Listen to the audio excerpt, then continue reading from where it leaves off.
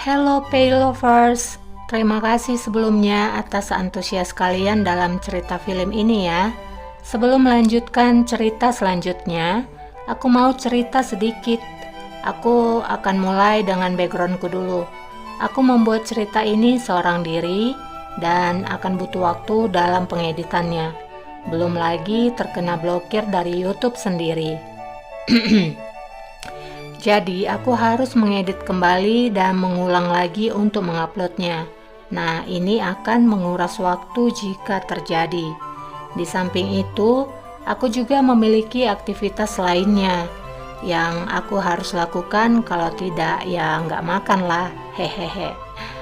Aku tahu kalian sangat menggebu-gebu dengan tiap kelanjutannya, dan aku sangat suka dengan setiap komentar Pel Lovers. Tapi jika Mimin ada kendala, tolong dimengerti ya. Mimin juga nggak mau kok menahan untuk membagikan cerita film ini. Tapi Mimin punya keterbatasan dan harap teman-teman mengerti ya. Sebisanya Mimin akan upload tiap hari jika tidak ada kendala. Dan mengenai alur cerita ini, memang Mimin sengaja buat sistem monolog dalam bentuk percakapan, agar teman-teman tahu apa yang mereka bicarakan, dan supaya teman-teman juga bisa membuat kesimpulan sendiri. Memang terkadang Mimin membuat kesimpulan pribadi, tapi itu adalah kesimpulan pribadi dan tidak menggiring kalian menyetujuinya. Jika apa yang Mimin ucapkan menyakiti karakter kesukaan kalian dalam film ini, mohon dimaafkan ya. Karena setiap pemikiran, setiap kepala itu berbeda dalam memandang. Terkadang Mimin juga akan menyelipkan beberapa anjuran. Jika itu tidak baik, kalian bisa mengabaikannya. Dan perlu Mimin tandaskan ya, Mimin tidak berpihak pada Hurrem ataupun Mahidevran. Mimin itu netral, karena tugas Mimin hanyalah bercerita. Dan kalau cerita Mimin menjelekkan satu karakter, bukan berarti Mimin tidak menyukai karakter itu. Tapi karena menurut Mimin, seperti itulah ceritanya. Dan terima kasih atas waktu teman-teman yang mau mendengarkan curcol Mimin kali ini. Oke, kita akan mulai ke ceritanya ya. Di episode sebelumnya, Hurrem telah memberikan surat Ibrahim kepada Raja. Dan yang penasaran dengan isi surat itu, sini kumpul. Begini isinya. Sultana, aku mengerti kekhawatiranmu tentang masalah tertentu. Tapi jangan pernah lupa bahwa aku selalu melindungi Mustafa sampai sekarang. Jangan meragukanku karena aku akan selalu melindunginya. Sekarang aku akan pergi menuju ke bursa untuk bertemu dengannya. Itulah isi surat Ibrahim pada Mahidevran. Dan setelah membaca surat itu, Raja pun memanggil penjaga. Ağalar! Buyurun hünkârım. Raja memerintahkan untuk memanggil Ayas Pasa segera. Hünkârım, beni görmek istemişsin. Ayas pun sampai kepada Raja. Raja bertanya di mana Ibrahim.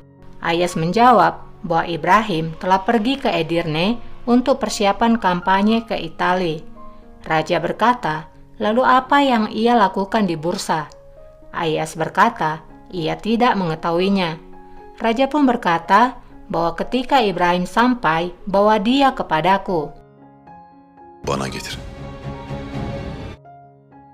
Bu kadar mı kıymetli bu hatun? Di bursa, Ibrahim menanyakan mengenai wanita yang akan dinikahi oleh Mustafa. Apakah wanita itu memang pantas untuknya? Jika kamu menikahi gadis ini, maka Raja akan menganggapmu tidak setia. Raja akan menganggapmu sebagai pemberontakan melawan kehendak terakhirnya. Aku kira kamu tidak mau kalau Raja memikirkan hal itu.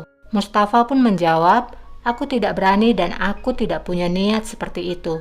Aku telah terikat kesetiaan abadi dengannya. Ibrahim lalu berkata, jadi jika kamu menikah, maka kamu akan menjauhkan dirimu dari tahta. Apakah itu yang kamu mau? Kamu harus naik ke tahta itu. Jika tidak, tahta akan berada di bawah wasiat Hurrem. Apakah kamu mau menerimanya? Mustafa pun diam dan berpikir. götürmüş. Peşlerinden sok... Babysitter yang menjaga anak Nigar sebelumnya melaporkan bahwa Nigar telah membawa Esmanur pergi kepada Matrakci. Rupanya kita melihat Nigar telah menyewa sebuah rumah untuk tinggal bersama anaknya. Olur. Saat Rustem pulang ke rumah, ia mendapati lemarinya telah kosong. Rupanya Nigar telah mencuri emas milik Rustem. Nigar. Bak burada. Saat ia keluar, Matrakci ada di sana menanyakan tentang Nigar. Ia memberitahukan bahwa Nigar telah membawa lari putrinya. Rustem pun berkata bahwa Nigar tidak ada di sini. Ia telah mengambil emasku dan kabur. Dan ketika aku menemukannya, maka aku akan membunuhnya. Öldüreceğim onu. Akhirnya Ibrahim kembali. Sesuai perintah raja pada Ayas, ia pun berada di sana. Ayas menyampaikan bahwa raja ingin melihatnya. Mereka pun akhirnya pergi. Sementara Hatice gelisah melihat Ibrahim dari atas. Ibrahim akhirnya sampai di istana. Hünkârım. Raja berkata pada Ibrahim bagaimana perjalananmu ke Edirne. Ibrahim menjawab bahwa ia tidak pergi ke Edirne. Aku bersama Pangeran Mustafa pergi ke Bursa. Raja pun berkata, aku sudah mengetahuinya sambil menunjukkan surat Ibrahim. Kenapa kamu membohongiku? Ibrahim pun menjawab, sepertinya musuhku telah memberitahukan pertemuan tak bersalah itu dengan cara berbeda. Raja berkata, tidak ada orang yang tidak berdosa di jalan kebohongan. Di sana hanya ada pengkhianatan. Ibrahim lalu berkata bahwa ia ke sana karena permintaan Mahidevran. Seperti yang kamu tahu, ini adalah tentang pernikahan.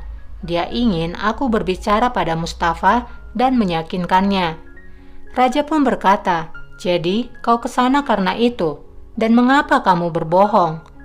Ibrahim menjawab, aku ingin menyelesaikannya tanpa sepengetahuanmu. Raja berkata, kamu ingin melindungi Mustafa bukan? Ibrahim pun berkata, itulah tugasku. Raja lalu berkata, dari siapa kamu melindunginya? Dia adalah anakku. Mustafa bukan lagi anak kecil. Dia adalah pangeran yang mendekati tahta dan berhati-hatilah berhubungan dengannya. Ibrahim berkata, aku hanya tak ingin kamu melewati batasan dengan anakmu. Aku hanya mencoba agar kalian berdua tidak membuat keputusan terburu-buru. Tapi setelahnya akan membuat kalian berdua kesal. Itulah kebenarannya, percaya atau tidak. Ibrahim pun keluar dari ruangan raja dan bertemu dengan Hurrem. Hurrem berkata, aku melihat kamu telah kembali dari bursa. Ibrahim menjawab, ya, aku melakukannya. Dan aku bisa pergi kemanapun aku mau, dan aku akan kembali kapanpun aku mau. Hurrem pun berkata, di sana ada tempat yang tidak bisa kembali, jadi kamu harus berhati-hati. Ibrahim menyadari bahwa Hurremlah yang mengambil suratnya dan diberikan kepada raja. Ibrahim berkata, terlihat sepertinya kamu ingin menumpahkan darah. Baiklah, biarkan darah tertumpah. Kamu akan melihat darah siapa yang akan tertumpah di lantai marble ini. Hurrem berkata, apakah ini artinya kamu mengumumkan perang padaku? Ibrahim menjawab, Valide Sultan pernah berkata padaku bahwa aku harus menghancurkan kepala ular saat ia masih kecil. Tapi aku tidak melakukannya. Aku juga punya peluang yang tak terhitung jumlahnya. Tapi aku pun tidak melakukannya. Kau tahu kenapa? Karena hanya untuk raja, agar dia tidak bersedih. Tapi aku lihat sekarang, aku membuat kesalahan, karena ular itu kini menjadi naga dengan 7 kepala. Namun, kini sudah berakhir sekarang. Artık. Hurrem pun terdiam karena kini Ibrahim telah menyatakan perang tanpa pengampunan lagi.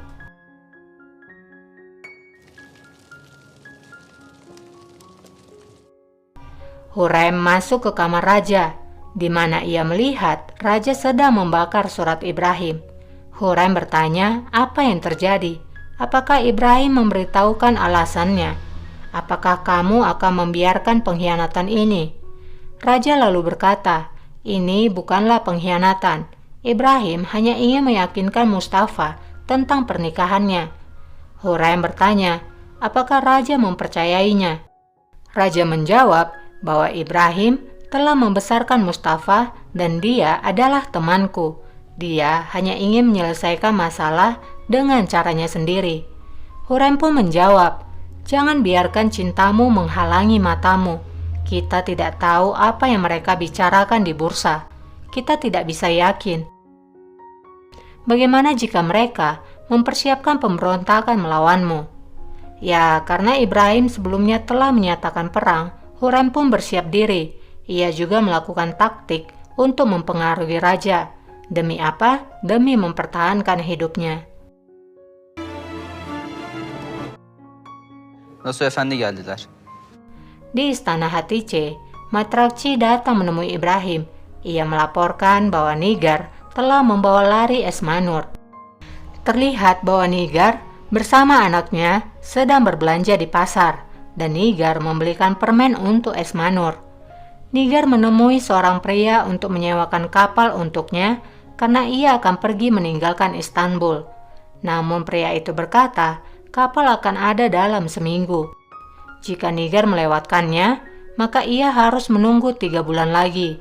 Nigar pun membayar pria itu separuh dan sisanya akan dibayarkan saat ia telah di kapal. Saat Nigar kembali ke rumahnya, ia mendengar pencarian tentang dirinya. Ia pun masuk ke kamar dan menyiapkan barang-barangnya. Dan di luar, para penjaga telah menuju ke kamarnya. Saat mereka masuk, Nigar telah melarikan diri dari jendela. Kembali ke Manisa, Mustafa berbicara pada Helena bahwa ia telah membuat keputusan. Helena akan dipulangkan ke orang tuanya esok hari dan tidak ada pernikahan. Aku adalah seorang pangeran. Ada peraturan dan juga tradisi yang tidak bisa aku tinggalkan. Helena pun mengerti bahwa Mustafa tidak mungkin menentang dinasti demi dirinya. Ia berkata, percayalah, aku pun tidak menginginkannya.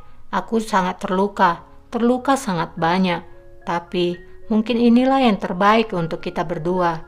Aku di sini karena kamu, dan aku pergi juga karena kamu.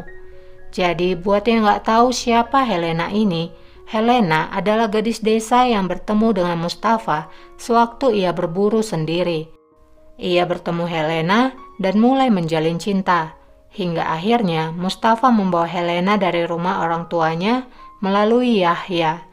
Jadi Helena ini bukan budak ya guys, tapi wanita merdeka. Di Istanbul, Hurrem datang menemui putrinya. Ia memberikan beberapa perhiasan untuk dipilih oleh Mihrimah. Hurrem bertanya dari mana kalung yang dipakai Mihrimah berasal. Itu terlihat sangat indah. Mihrimah pun menjawab dari Jumrot Aga. Hurrem mulai menggali tentang Mihrimah mengenai hubungan yang dijalinnya diam-diam dengan Yahya. Hurrem berkata, kamu terlihat berbeda beberapa waktu ini. Apakah kamu ingin membicarakan sesuatu? Namun, Mihrimah menjawab, tidak ada yang perlu dibicarakan. Aku baik-baik saja, Ibu. Hurrem lalu berkata, aku tahu kamu baik-baik saja, tapi aku ingin tahu dari mana sumbernya. Namun Mihrimah tetap tidak mau bercerita pada Hurrem. Sebaliknya, ia hanya berkata bahwa ia ingin mencoba perhiasan yang dibawa ibunya. Hurrem pun tidak memaksa putrinya untuk bercerita. Ia pun meninggalkan putrinya. Rupanya saat ingin kembali, Hurrem melihat Jumrud yang memegang sebuah surat di tangannya. Hurrem pun memaksa agar surat itu diberikan padanya dan menyuruh Jumrud untuk ikut dengannya. Di kamarnya, Hurrem pun membaca surat itu. Setelah membacanya, ia bertanya pada Jumrud siapa yang menulis surat itu. Namun, Jumrud tidak mau mengakuinya. Ia hanya berkata ia tidak tahu karena penjagalah yang memberikannya padanya. Hurem pun berkata bahwa ia sangat menyukai kesetiaan Jumrud pada Mihrima. Namun siapapun dia, pria ini ingin bertemu dengan Mihrima esok hari. Jadi berikan surat ini kembali pada Mihrima dan jangan mengatakan apapun atau mencegahnya untuk bertemu pria ini. Jika tidak, aku akan mengambil nyawamu.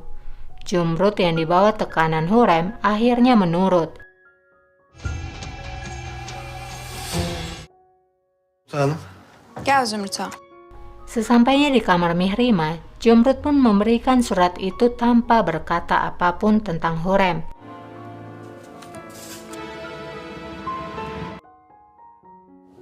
Paşa Hazretleri. Di istana Hatice, Yahya datang menemui Ibrahim. Ibrahim menanyakan tentang surat yang ia berikan padanya sebelumnya. Yahya lalu menjawab bahwa ia telah mengirimkannya melalui seorang pengantar surat. Ibrahim pun marah. Ia berkata, "Aku memintamu mengirimkannya sendiri. Mengapa kamu memberinya pada pengantar surat? Bagaimana bisa kamu membuat kesalahan ini?" Yahya pun meminta maaf dan menjelaskan hal yang sebenarnya. "Aku ingin tinggal di sini beberapa waktu. Ini tentang perasaan hati. Aku ingin melihatnya sekali lagi sebelum aku pergi." Ibrahim pun terheran dengan jawaban Yahya, namun ia juga tidak bisa memarahinya. Ibrahim hanya berkata, "Yahya, tugas yang kuberikan padamu lebih penting daripada apapun. Aku tidak ingin kesalahan yang sama terjadi lagi." Yahya pun menjawab bahwa itu tidak akan terulang lagi. Bu sesler nedir Süleyman? Sulaiman sedang tertidur. Ia mengalami mimpi buruk di mana ia melihat Mustafa yang duduk di singgasananya ditemani oleh Ibrahim. Di mana Ibrahim memegang bungkusan, dan saat bungkusan itu dikeluarkan, ternyata isinya adalah kepala Mehmet. Evet. Raja pun berteriak histeris hingga membangunkannya dari mimpi itu. Sepertinya Raja lebih menyayangi Mehmet dan lebih ingin Mehmet menduduki tahtanya, dan ia memiliki ketakutan jikalau Mustafa memiliki tahta, maka ia akan membunuh adik-adiknya.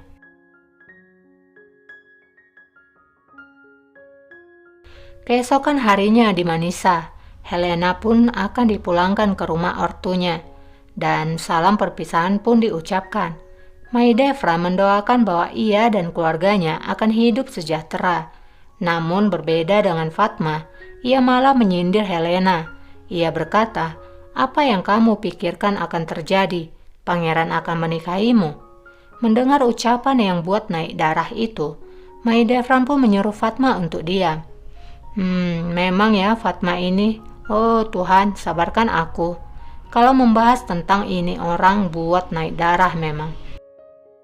Maidevra memerintahkan Fidan untuk mengantarnya secara pribadi ke rumah orang tua Helena. Helena pun pergi dan Mustafa melihat kepergian Helena dari kejauhan. Entah mengapa Mimin sedih lihat scene ini, karena Helena ini adalah gadis baik. Ia dengan ikhlas merelakan Mustafa. Hanya senyum yang diberikan Helena terakhir kali sebagai perpisahan untuk Mustafa.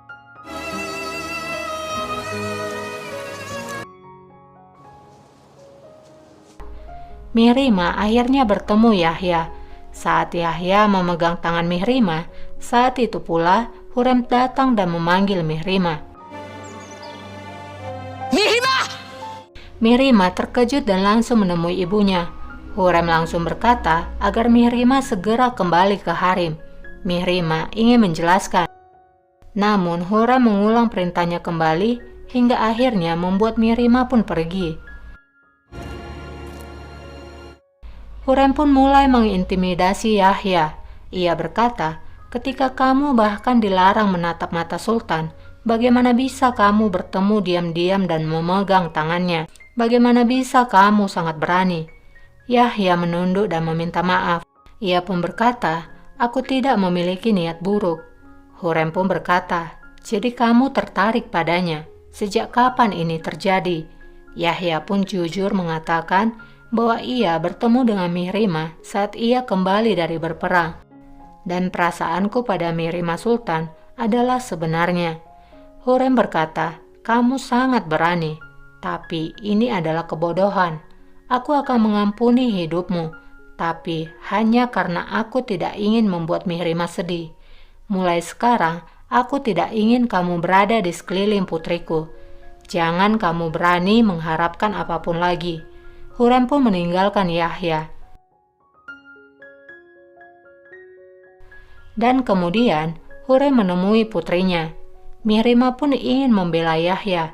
Ia berkata bahwa ialah yang meminta Yahya menemuinya sambil merengek. Hurrem pun menyuruh Mihrima untuk diam. Hurrem berkata, "Kamu beruntung bahwa akulah yang melihatmu. Bagaimana jika orang lain yang melihatmu? Apa yang akan mereka pikirkan tentangmu? Sangat memalukan. Kamu melakukan sesuatu di belakangku di usia mudamu." Mihrima pun memohon agar ibunya melepaskan hidup Yahya. "Aku tidak bisa hidup jika terjadi sesuatu padanya, ibu." Mendengar ucapan putrinya, Hurrem pun berkata, "Lihat dirimu, kamu seperti gila akan cinta." Mihrima menjawab, "Aku memang sudah gila karena cinta." Hurrem berkata, "Kamu bahkan tidak tahu apa itu cinta."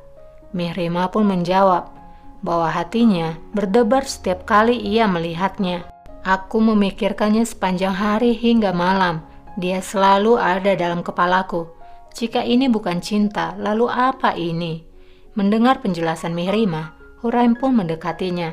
Dengan lembut dan sabar, Hurrem berkata, "Putriku, bulanku, jangan dibodohi oleh perasaan yang sementara ini. Ini hanyalah sementara di usia mudamu." Mihrima menjawab, "Ibu, aku bukan anak kecil lagi. Aku sudah dewasa." Hurrem pun berkata, "Ya, kamu memang sudah dewasa, dan semoga Tuhan melindungimu dari mata jahat. Kamu adalah wanita cantik, dan setiap pria yang melihatmu akan merana karena mencintaimu. Yahya adalah salah satunya yang merana karena cintamu." Mihrima lalu bertanya, "Apa yang akan terjadi pada Yahya?" Hurrem pun berkata, "Itu tergantung kepadamu. Aku akan melepaskan nyawanya jika kamu berjanji tidak akan pernah menemuinya lagi. Keputusan ada di tanganmu." Ya, jadi Hurrem tidak merestui Mihrima untuk menjalin hubungan dengan Yahya. Hurrem selalu melakukan proteksi untuk setiap anaknya dalam berhubungan dengan pasangan. Ada pelajaran dalam scene Hurrem dan anak gadisnya ini dalam hidup.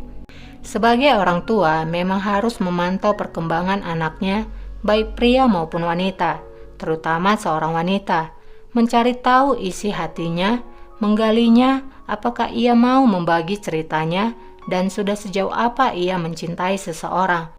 Jangan melepaskan seorang anak yang sedang dimabuk cinta, karena itu sangat berbahaya, apalagi kalau anak tersebut tidak mau menceritakan isi hatinya. Sebagai orang tua, harus bisa melindungi anaknya, mencari tahu seperti apa yang dilakukan oleh Hurrem jika anak tersebut tidak mau bercerita. Ya, orang tua harus seperti detektif. Karena apa?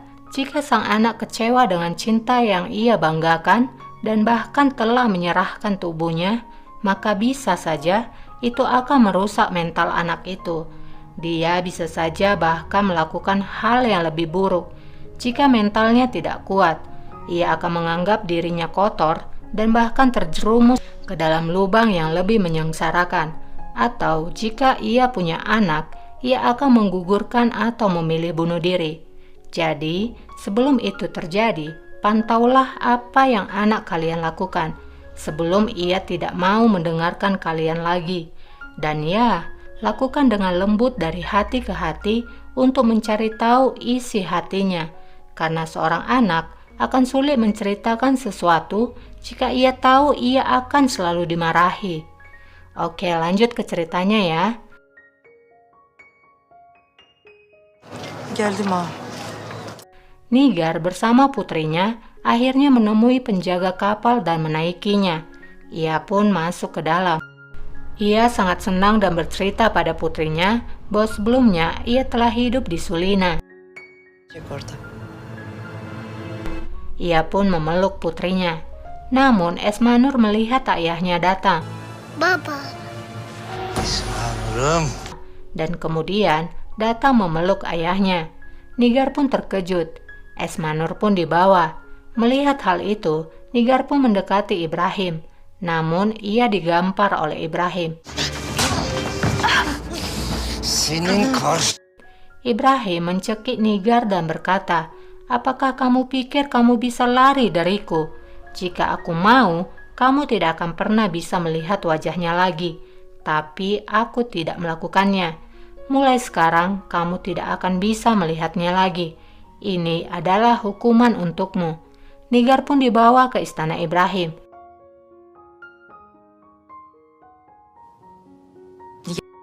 Rustem lalu datang karena Nigar sudah ditemukan.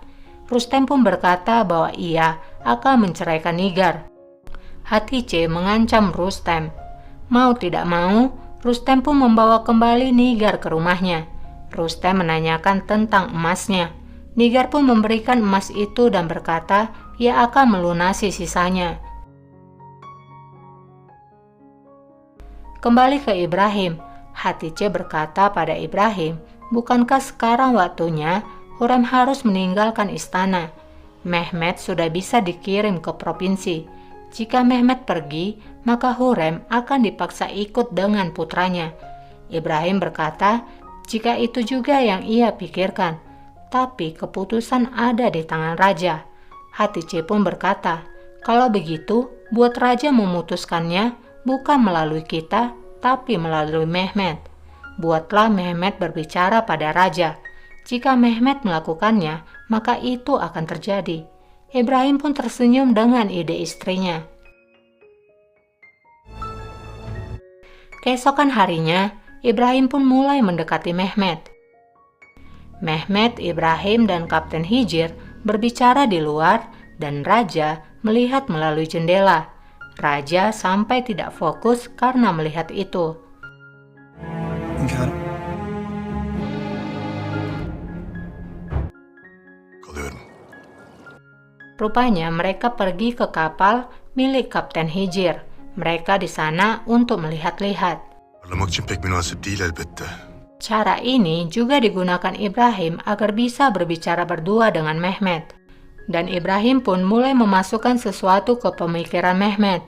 Ibrahim berkata bahwa suatu hari Mehmet akan memimpin provinsi. Mehmet berkata, ia juga menyukainya, tapi ayahku tidak menginginkannya. Ibrahim pun mulai membumbui Mehmet. Ia berkata, itu bukan karena ia tidak mau. Dia berpikir kamu belum siap. Düşünüyorlardır. Ben hazırım paşam. Hünkârım. Malam harinya, Mehmet pun akhirnya menemui ayahnya. Ia berkata, ia ingin berangkat ke provinsi. Namun raja menjawab bahwa mereka telah berdiskusi tentang hal itu sebelumnya untuk tidak terburu-buru. Mehmet lalu berkata, "Mengapa kamu tidak membiarkan aku pergi? Apakah kamu tidak mempercayaiku? Aku sudah dewasa. Izinkan aku menunjukkan padamu jika aku memang layak. Percayalah padaku, aku tidak akan mengecewakanmu." Raja hanya diam dan Mehmet keluar dari ruangan raja.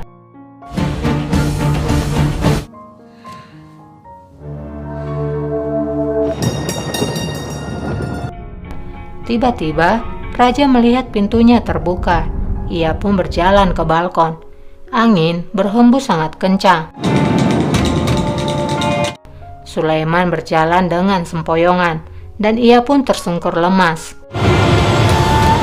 Kekhawatirannya pada Mehmet membuatnya tak kuasa menghadapi kecemasannya, apalagi ia sebelumnya telah mendapatkan mimpi buruk.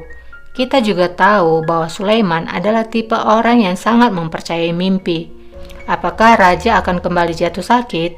Sayangnya, cerita pun bersambung. Buat yang suka dengan kelanjutannya, boleh dong di-subscribe dulu, supaya setiap kali aku upload video terbaru, kalian dapat notifikasinya. Terima kasih udah subscribe, terima kasih udah nonton. Terima kasih juga yang udah komen. Itu sangat berarti buat aku. Sampai jumpa, bye.